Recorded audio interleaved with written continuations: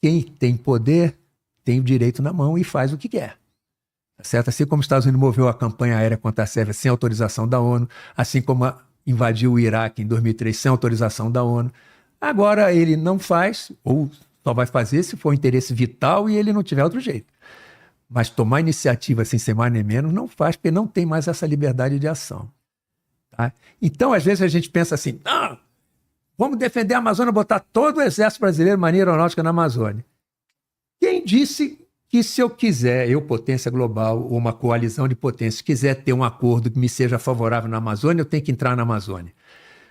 Os Estados Unidos, a ofensiva aérea, não foi no Kosovo, foi em toda a Sérvia.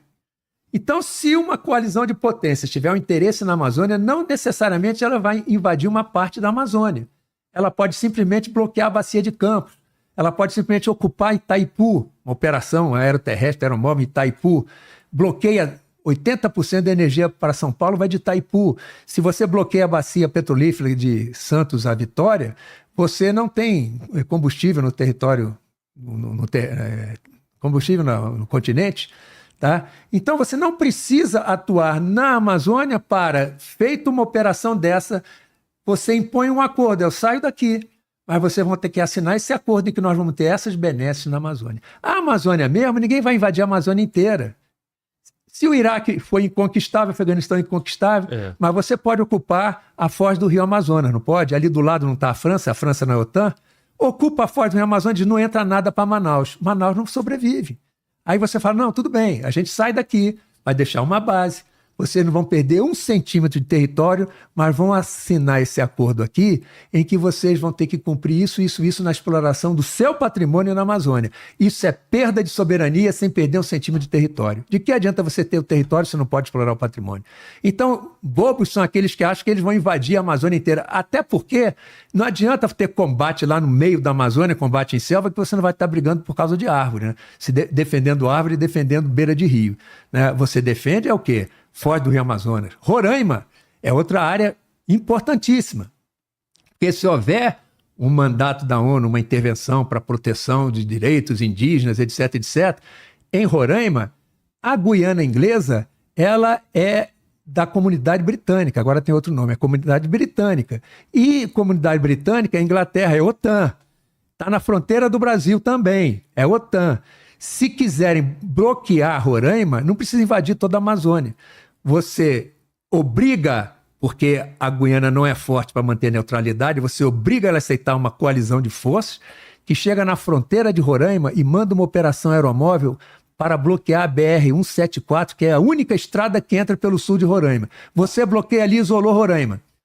Aí fica fácil ocupar Roraima e você diz, vou sair daqui. Mas vocês vão ter que assinar esse acordo aqui, em que vocês vão ter que cumprir tais e tais normas. A gente sai de Roraima, vocês não vão perder 1 centímetro de território, mas vão perder a soberania para explorar o patrimônio. Nós vamos ficar, exemplo, entre aspas, com 60% do que produzir aqui, vocês ficam com 40%. É isso que a gente quer? É para isso que a gente tem que se preparar. Ah, mas isso não vai acontecer. Como? Alguém iria... em 2008, quando Putin começou a dizer que não aceitava a Ucrânia entrar na União Europeia, porque ela ia parar na OTAN, 2008. Ele não vai fazer nada. Em 2022 ele fez. Então a gente não pode esperar ver para crer. Você tem que se preparar antes, porque defesa não se improvisa. Se esperar ver para crer, é tarde demais. Depois que tiver uma força-tarefa, né, de desembarque na foz do Rio Amazonas, você não vai começar a produzir míssil. Caraca, general. Aí quem está em casa escutou tudo isso deve estar pensando assim, não fala não dá ideia. Eles já sabem disso. Claro. Né? Eles já sabem, o militar brasileiro também sabe. Né? Resta saber se o poder político vai dar a estrutura para que você consiga ter equilíbrio de força. Eu falo isso desde 2008 ou 2010.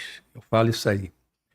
A China, ela tem um sistema de defesa anti-acesso e negação de área. Eu falei aqui, né? Lança mísseis de plataformas móveis terrestres, aéreas e navais, pilotadas ou não, pode ser drone.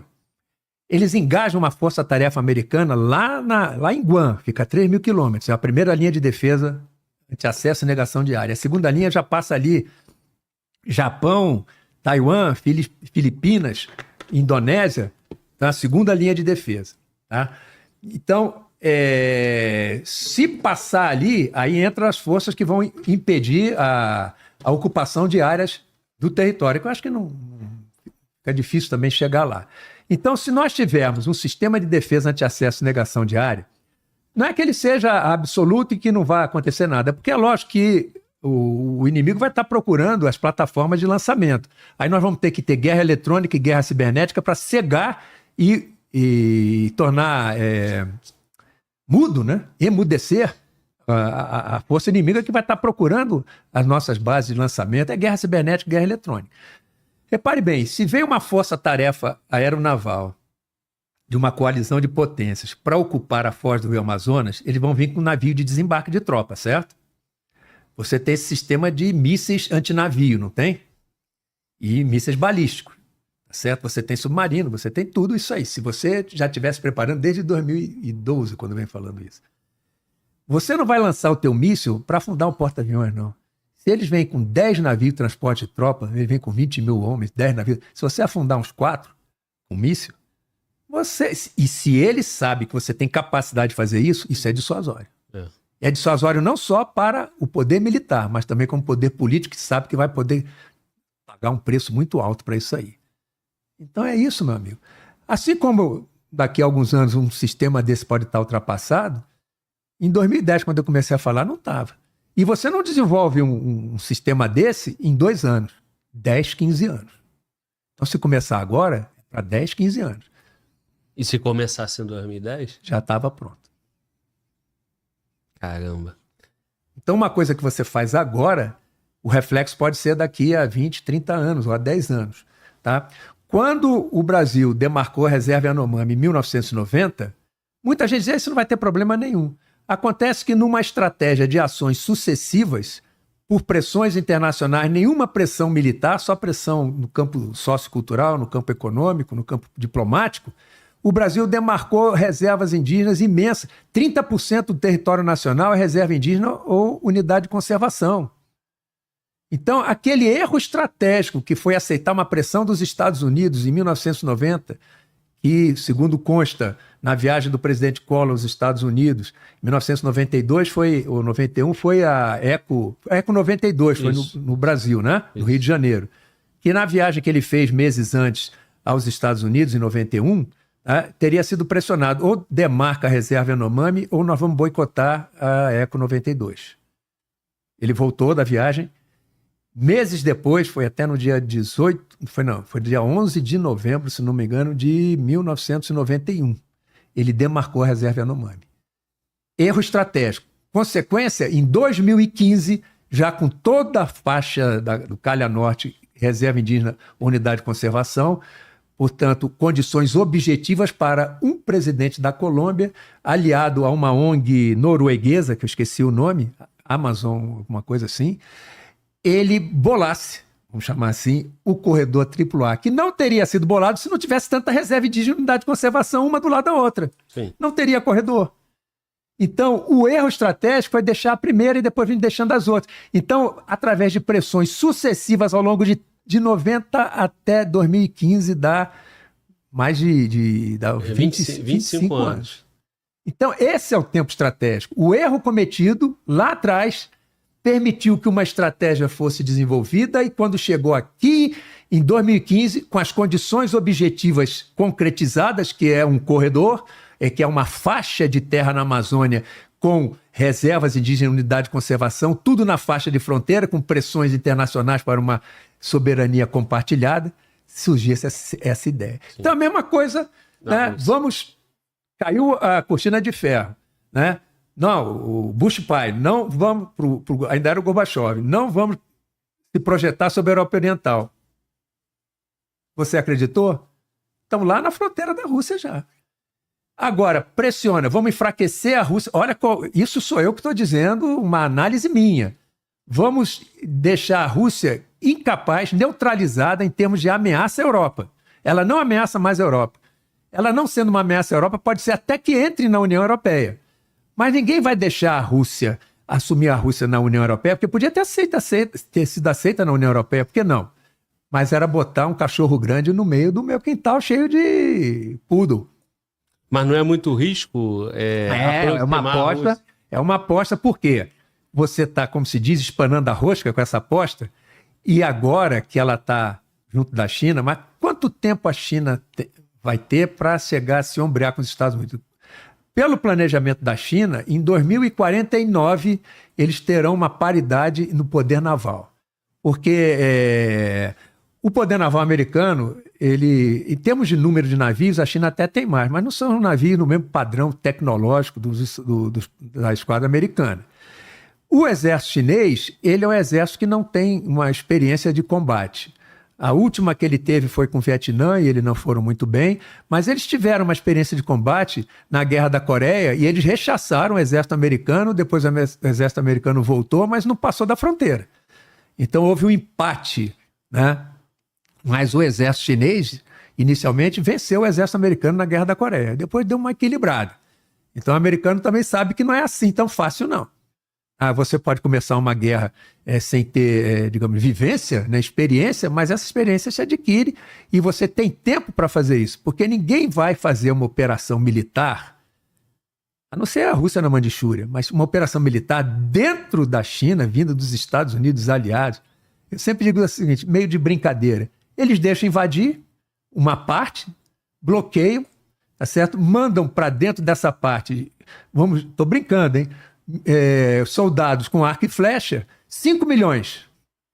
Isso não é difícil para o chinês. 5 milhões. Entra nessa área que o americano invadiu, a OTAN invadiu, e se entrega como prisioneiro.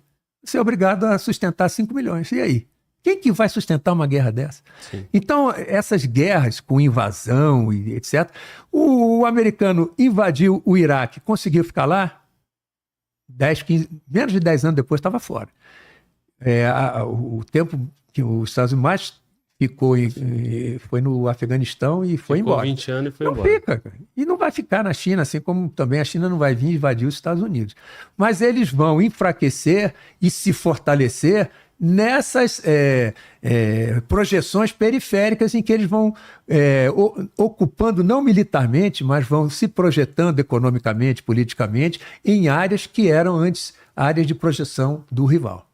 Agora, essa dependência econômica, né? Essa dependência dos produtos chinês, o mundo pode entrar no conflito com a China?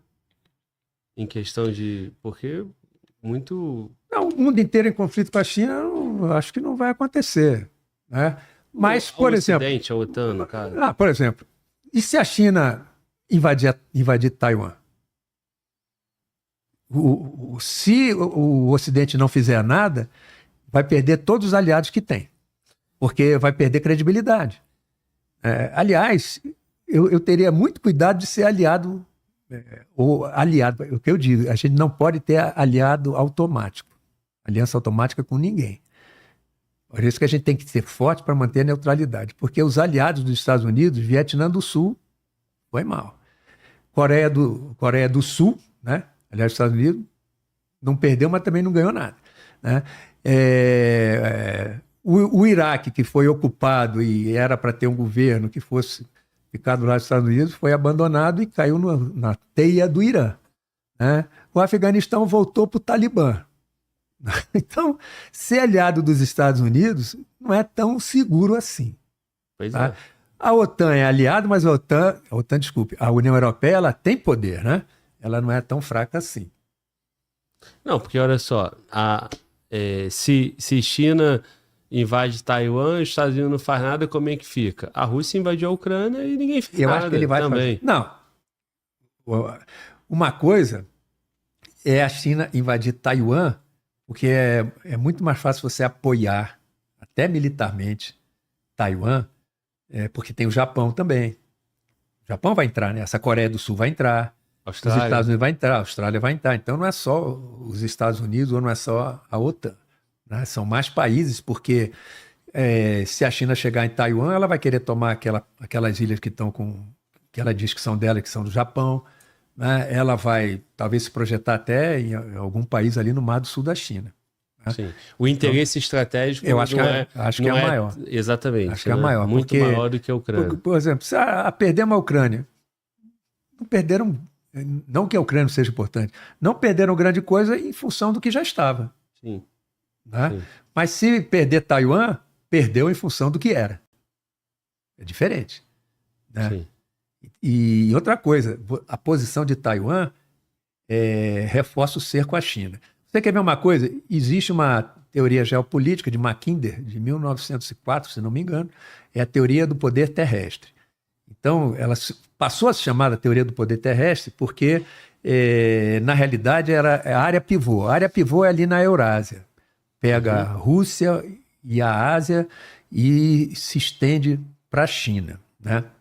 Segundo Mackinder, quem dominasse essa área pivô, o Heartland, teria facilidade de se expandir, porque a retaguarda, que era o Mar Ártico, estava protegida. É uma área muito rica e ela se expandiria para o anel exterior, se não me engano, que pegava, aí já pega a China. Né? Hoje, você tem, na realidade, na área pivô, a Rússia e a China. Se Rússia e China forem aliadas mesmo, é o maior poder terrestre do mundo e talvez aéreo. Ainda não naval, mas também será um forte poder naval. Então, já desde que os Estados Unidos, vamos chamar assim, substituíram a Inglaterra como poder naval global, né, os Estados Unidos eles fizeram o cerco da área pivô, que é uma outra teoria geopolítica, que é do Rhineland, que é um anel exterior que isola a área pivô. Então você pode ver, existe na internet, você pega bases americanas ao redor do mundo. Você vai ver que tem um anel que pega a Europa Oriental, desce pelo Oriente Médio, vai pelo Sudeste Asiático, cerca a China pelo Pacífico, Coreia do Sul, Japão, Taiwan, Filipinas.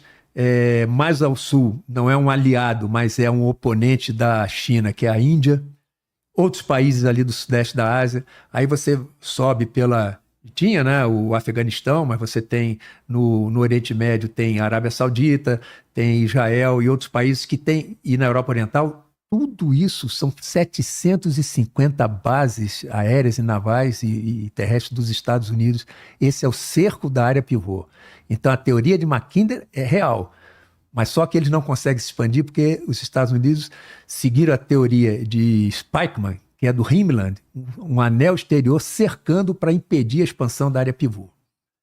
Tá? Então esse é o conflito hoje é mais ou menos isso aí. Estados Unidos apertando o cerco na Europa Oriental, na área pivô. O Oriente Médio não é importante só por causa do petróleo, não. O Oriente Médio, pode ver, é uma plataforma giratória que se projeta para a Ásia, se projeta para a Europa, se projeta para a África. Tudo ali passa pelo Oriente Médio. É área de conflito desde a antiguidade. Agora tem também o petróleo, e ainda mais. Ela controla, o Oriente Médio controla o canal de Suez, o Estreito de Aden e de Hormuz, por onde passa muito petróleo e muito comércio. Sim. E está no Oriente Médio. Então os Estados Unidos não saem de lá, porque se sair, um vazio de poder vai ser ocupado por uma outra potência rival e o comércio mundial vai ser afetado pela geopolítica, seguida pelo poder, digamos, global que estiver dominando a área. Sim. Isso dá um equilíbrio de poder em harmonia para que as forças não se sintam à vontade para poder avançar? Eu digo o seguinte, a China, ela com essa aproximação, como o senhor colocou, Rússia e China junto, isso é perigosíssimo. Porém, o equilíbrio de poder, o equilíbrio de força, faz com que eles não consigam, né, startar um conflito. O que a água faz quando ela corre por terra? Onde ela encontra resistência, ela desborda e vai onde existe uma abertura, uma brecha. Sim. Então, o que acontece hoje é isso. Onde tem uma brecha, uma dessas potências procura se colocar. Então, é na Ucrânia, né? No Oriente Médio, a China. Tá? Quem que tem do outro lado? Filipinas, Indonésia, o americano vai pagar para ver se eu ocupar. Ela ocupa os rochedos que afloram no Mar do Sul da China, tá? Não era nem ilha. Ela transforma aquilo em ilha e põe uma base aeronaval a 70 quilômetros. Está dentro da zona econômica exclusiva das Filipinas. Em Haia, o Tribunal de Haia já condenou, disse que ela não pode fazer isso, mas ela faz, porque o direito é filho do poder. Então, se esses países se tirem fortes, o que é se sentir forte e fazer alguma coisa? Quando você olha assim, não, eu tenho liberdade de ação, eu posso fazer. Isso. Os Estados Unidos, quando caiu a União Soviética em 1990, de 1990 até cerca de 2005, esses 15 anos, quando a China começou a China vinha crescendo. Nesses 15 anos, os Estados Unidos tiveram liberdade de ação para fazer o que queriam no mundo. Acabaram com a Iugoslávia e se expandiram, foram bater lá na fronteira da Rússia, invadiram o Iraque em 2003, apesar do Conselho de Segurança da ONU não dar o aval, não dar o mandato, eles invadiram o Iraque em 2003, só que a partir de 2005 eles já perderam essa liberdade de ação, até porque para invadir o Irã, a guerra já é outra. O Irã é uma região montanhosa, é um país muito maior, e eles não têm facilidade, que não tenham condições, não teriam facilidade de uma operação terrestre para invadir o Irã e ocupar o Irã. Você quer ver uma coisa? Crise do Kosovo, em 1999. Em 1974, o Kosovo era da Iugoslávia, era da Sérvia, era da Iugoslávia. A Sérvia era o core da Iugoslávia. E em 1974, porque a população sérvia praticamente abandonou o Kosovo, cerca de 90% da população no Kosovo era albanesa. Em 1974, eles queriam autonomia e foi concedida pela Sérvia uma semi-autonomia, não a independência, a província do Kosovo. Em 1999, o Kosovo já estava perigando de querer independência. E a Sérvia cassou a autonomia do Kosovo em 1999, aí houve uma revolta interna dos albaneses contra a Sérvia. A Sérvia usou o seu poder militar terrestre para debelar essa rebelião, e os Estados Unidos, né, se ofereceram para proteger, né, fazer uma missão de paz e proteger o Kosovo. A Sérvia soberana disse, negativo, isso aqui é meu, eu vou fazer aqui o que eu tenho que fazer. O que os Estados Unidos fizeram? Invadiram para fazer uma operação terrestre contra o exército sérvio, região montanhosa, o exército sérvio era muito forte. Os Estados Unidos moveram uma campanha aérea arrasadora. A infraestrutura da Sérvia foi arrasada. Aí a Sérvia cedeu e autorizou uma missão de paz. Como ela autorizou a missão de paz, a ONU concedeu, porque a ONU não tinha concedido em 99. Só que o mandato da ONU para autorizar os Estados Unidos nessa missão de paz dizia que, sob quaisquer circunstâncias, teria que ser obedecida ou seguida, né, a soberania da Sérvia, respeitada, a soberania da Sérvia sobre o Kosovo, isso em 1999. Em 2008, o Kosovo declarou a independência e todo o Ocidente aceitou. Só quem não aceitou foi a Rússia, a Sérvia, não aceitaram.